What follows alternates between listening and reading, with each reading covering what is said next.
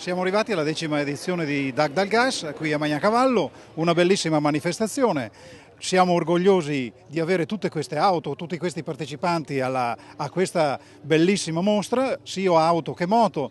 10° anno organizzato naturalmente dalla nostra Proloco. DAG dal Gas è un grande successo, perché questo è un successo direi a livello provinciale, perché in molti paesi si fanno varie manifestazioni. Questa qua è la nostra manifestazione unica di auto e moto e siamo ben lieti di accogliere tutte queste persone, diciamo, in questa giornata, se non altro anche favolosa, perché il sole c'è proprio di gradito, ecco, in questi giorni, diciamo così, un pochettino uggiosi.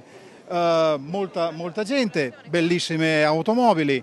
Noi siamo praticamente orgogliosi di averla qua a Magnacavallo, capitale morale dell'emigrazione, ma comunque diciamo che così si amplia nelle proprie manifestazioni, perché spesso e volentieri comunque a Magnacavallo si dice non si organizza mai niente. Non è vero, assolutamente, e questo è proprio il concreto di quello che viene proprio fatto in questi giorni, e non solo, ci sono altre manifestazioni. Comunque diamo spazio ad DAG dal Gas.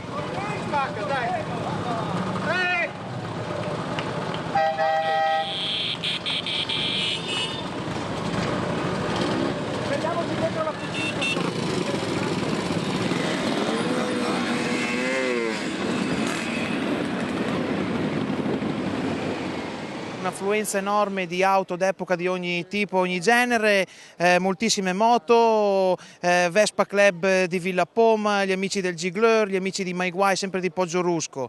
Il giro quest'anno si compone in un tour turistico che passa da Revere a Pieve di Coriano fino a Quingentole. A Quingentole faremo la tappa da Luigi Moreschi Motorsport, dove ci sarà l'aperitivo offerto dalle nostre brave ragazze della Proloco.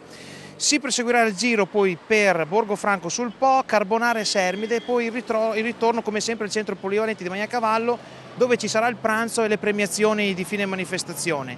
Quest'anno come decima edizione abbiamo tantissime nuove proposte a livello sia di premiazioni che anche a livello di menù di cucina, e niente, spero che il prossimo anno il tempo sia ancora migliore per ancora fare più gente.